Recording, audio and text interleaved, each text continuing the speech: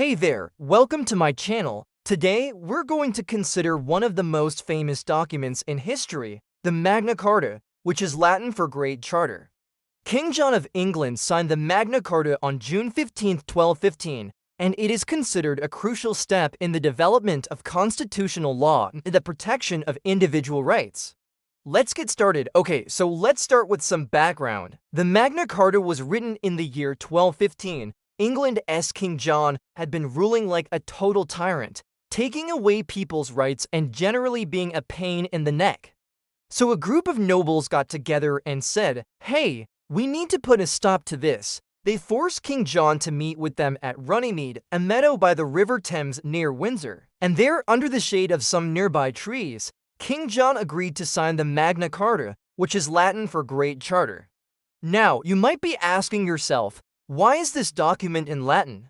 Well, back in the 1200s, Latin was the language of the elite, kind of like how French was in the 1700s or Spanish is in the 1900s. It was the language of power, so if you wanted to be taken seriously, you wrote in Latin. Anyway, the Magna Carta wasn't hugely popular with the general public. In fact, most people couldn't even read it, but that didn't stop it from being incredibly important. You see, the Magna Carta established the principle that everyone, even the king, is subject to the law. This was a radical idea at the time, and it set the stage for the development of constitutional law in England and, indeed, the whole world. One of the most famous provisions of the Magna Carta is Clause 39, which states that no free man shall be seized or imprisoned or outlawed or exiled or deprived of his property without the lawful judgment of his peers or by the law of the land. This is basically the due process clause of the Fifth Amendment to the U.S. Constitution. In fact, the entire U.S. Constitution is basically just a reenactment of the Magna Carta with better writing.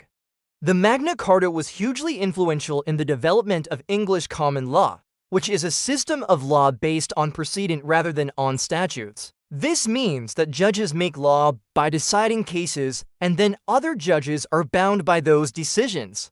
This is different from civil law systems, which are based on codified statutes. So why is the Magna Carta such a big deal? Well, it is a big deal because it was one of the first documents to establish the rule of law. Before the Magna Carta, kings were basically gods in England. They could do no wrong. The Magna Carta changed all that by establishing the principle that everyone is subject to the law, no matter how powerful they are.